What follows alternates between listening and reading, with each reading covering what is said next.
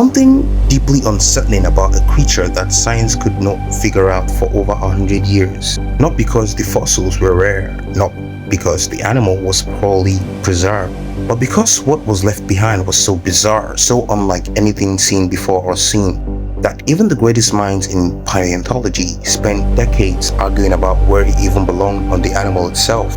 This was the Helicoprion. And to understand why this animal broke science for so long, you first need to understand the world it came from.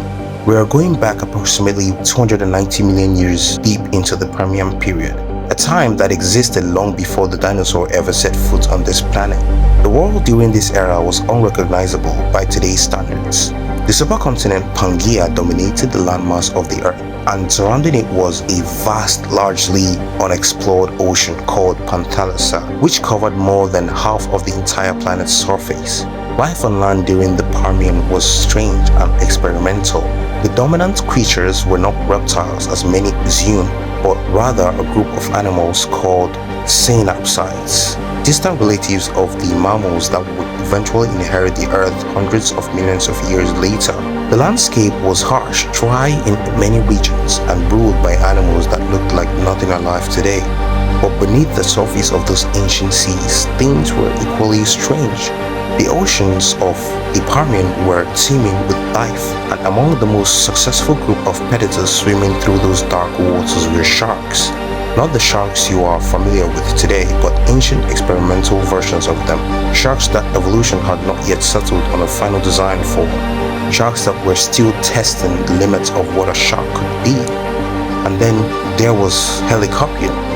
Helicoprion was a shark-like fish belonging to a group called the eugeneodontids, a now completely extinct order of cartilaginous fish that were distant cousins to modern sharks. It first appeared in the fossil record around 290 million years ago and survived for an extraordinarily long time, persisting well into the early Triassic period, meaning it outlived the catastrophic Permian mass extinction, the single most devastating extinction event in the history of life on Earth, where over 90% of all marine species were wiped out entirely. That alone should tell you something about this animal. But the reason Helicoprion became one of the most debated creatures in the entire history of paleontology was not its survival, it was its teeth. When the first fossils of Helicoprion were discovered in the late 1800s, scientists were confronted with something they had genuinely never seen before.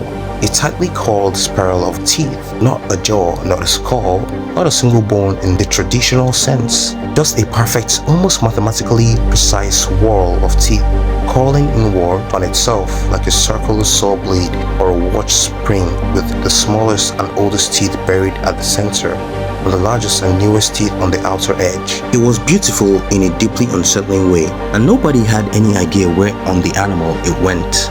For the better part of a century, paleontologists proposed reconstruction after reconstruction, each one more creative and more wrong than the last.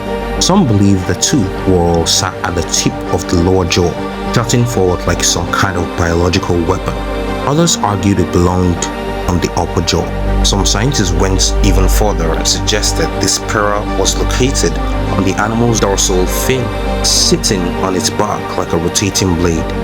One particularly committed researcher proposed it sat beneath the body entirely, dragging along the seafloor as the animal swam. The problem was that Helicoprion, like all sharks and shark-like fish, had a skeleton made entirely of cartilage rather than bone. Cartilage does not fossilize well. In fact, it almost never fossilizes at all. This meant that in the vast majority of Helicoprion specimens ever found, the only thing that preserved was the tooth whorl itself, leaving everything else to the imagination of scientists who were working with almost nothing. It was not until 2013, over 100 years after the animal was first described, that a breakthrough finally arrived. A remarkably well-preserved specimen was discovered that retained traces of the animal's cartilaginous skull alongside the tooth whorl, and using CT scanning technology, researchers were finally able to determine with confidence where the spiral actually belonged. It was in the throat. More specifically, the tooth whorl was located at the back of the lower jaw.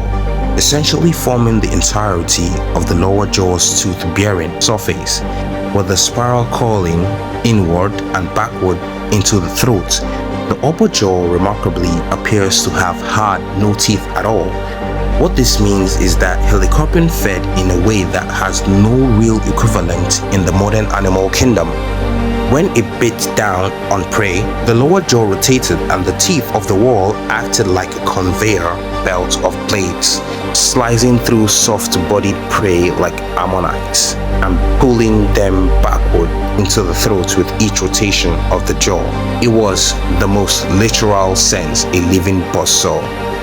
Helicoprion itself was not a small animal either.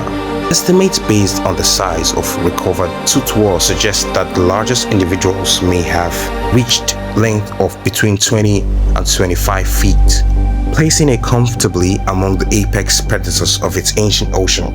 And yet, for all its dominance, for all its strange perfection, the Helicoprion eventually disappeared from the fossil record, sometimes in the early to middle Triassic, likely as the ecological recovery following the Permian extinction reshaped the oceans and replaced the world it had thrived in for so long. What it left behind was a single coiled spiral of teeth and 100 years of confused scientists, which, when you think about it, is a legacy most animals could only dream of.